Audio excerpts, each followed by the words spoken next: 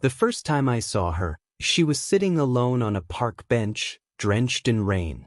Her long, dark hair clung to her pale face, and her thin hands rested on her lap. She looked lost, yet strangely peaceful. Something about her pulled me in. I rushed forward, holding my umbrella over her. "Miss, are you all right?"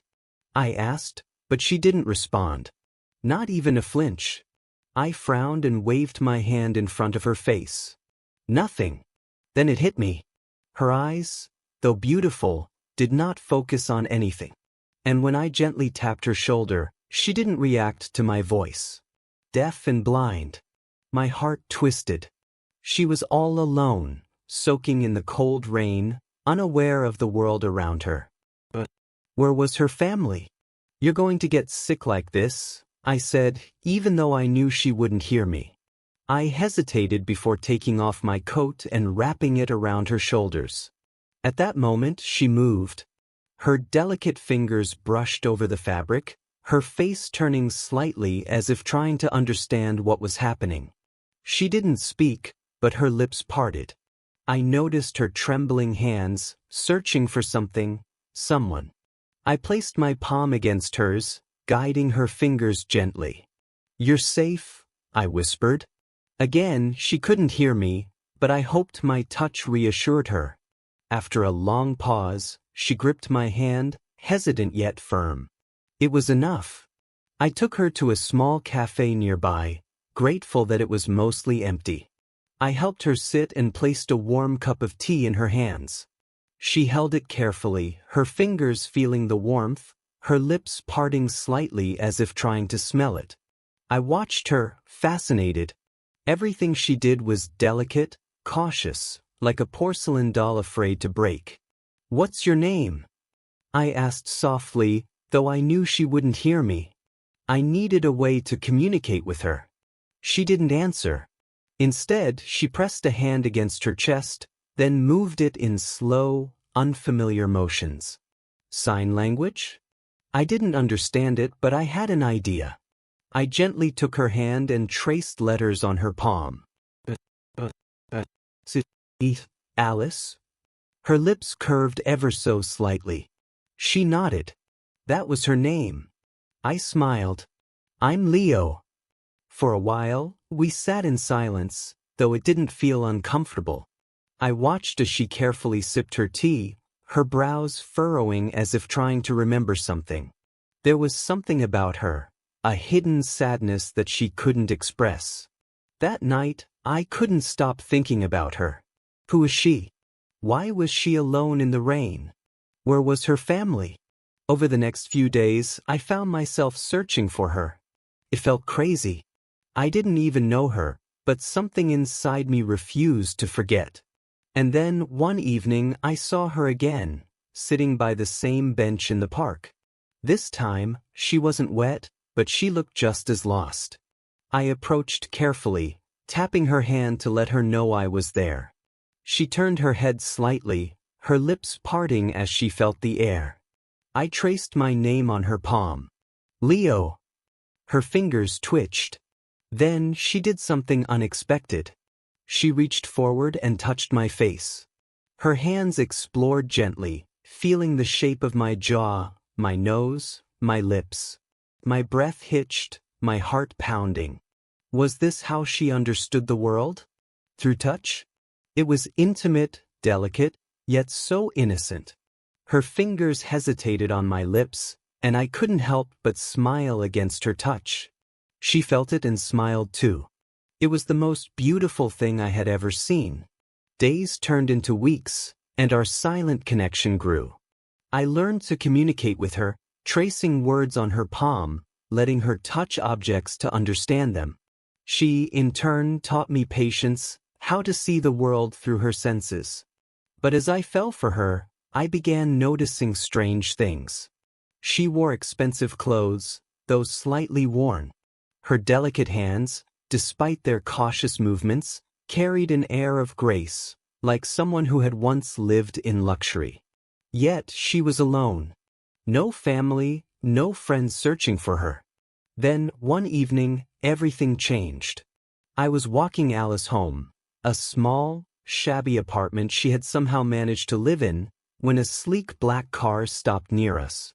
The window rolled down, revealing a man in a suit, his sharp eyes narrowing when he saw her. "Miss Alice," he said, his voice cold. "You've been missing for months. Your family has been searching for you." Alice flinched, gripping my hand tightly. I felt her tremble, her breathing turning uneven. She shook her head violently, stepping back. "Who are you?" I demanded. The man glanced at me, unimpressed. "I'm her family's assistant. You should know, Mr. Leo, Alice isn't just any girl. She's the heiress to the Fontaine family. Or at least she was." My heart stopped. Fontaine? The wealthy, powerful Fontaines?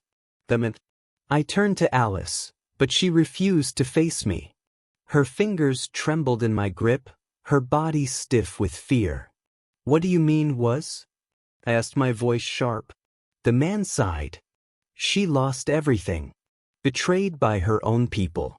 Her family turned their backs on her after an incident, one that left her like this. Alone." A cold dread crawled up my spine. Betrayed? Left for dead? What had happened to her? Alice pulled on my hand, as if begging me not to let go. Her grip told me everything. She didn't want to go back. She was afraid. I swallowed hard, squeezing her hand in return. "She's not going anywhere with you."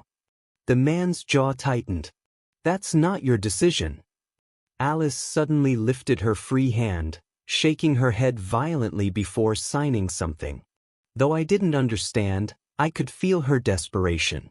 The man frowned before sighing. "She says she doesn't want to go back. She trusts you." My heart clenched. Alice was choosing me. Over her past, over everything she once had. "Then she stays with me," I said firmly. The man studied us before nodding slowly. "For now. But this isn't over." He rolled up the window and the car disappeared into the night, leaving us standing there, breathless. Alice clung to my hand as we walked away from the man in the black car. Her breathing was uneven, and I could feel her trembling. Whatever had happened to her in the past, whatever betrayal she had faced, she didn't want to go back. I squeezed her hand, tracing the words on her palm. "You're safe with me." She exhaled sharply, nodding. Her grip on me tightened, as if she was afraid I'd disappear. I had so many questions, but I didn't want to push her. All I knew was that Alice had been someone important, an heiress to one of the wealthiest families. And now she had nothing. I led her back to her tiny apartment. It wasn't much, just a single-room space with a bed, a small table, and a few scattered belongings. The air smelled of old books and faint perfume. Alice let go of my hand and moved to the table, feeling for the chair before sitting down. Her fingers tapped against the wooden surface, lost in thought. I pulled out my phone and quickly searched the Fontaine family. The results hit me like a punch to the gut. Alice Fontaine, once the beloved daughter of the Fontaine Empire, rumored to have vanished after a tragic accident. That must have been what took her sight and hearing. But why had her family abandoned her? I placed my phone down and reached for her hand again. She turned her face slightly, waiting. I traced a question on her palm. "Tell me what happened?" She hesitated.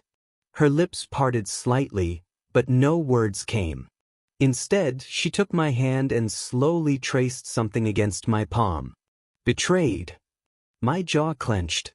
I wanted to ask more, to understand, but I could feel the pain in that single word. She didn't want to relive it. So, instead, I pulled a chair beside her and took both of her hands in mine. "You don't have to be alone anymore," I wrote on her palm. Her fingers curled around mine, and for the first time, she smiled. In the following days, I became Alice's shadow. I helped her navigate the streets, traced words on her palm to talk to her, and slowly, she began to trust me more. And then, one night, everything changed. I had just helped her settle into bed when I heard a noise outside the window. My instincts flared. Something wasn't right. I moved to the door, listening closely. A shadow passed beneath the hallway light. Someone was here. I turned back to Alice, who was completely unaware. My heart pounded as I quickly touched her hand and traced a word. Danger. She tensed immediately. I pointed toward the closet, hoping she understood. She did. She moved quickly, crouching inside as I shut the door just as the front door burst open.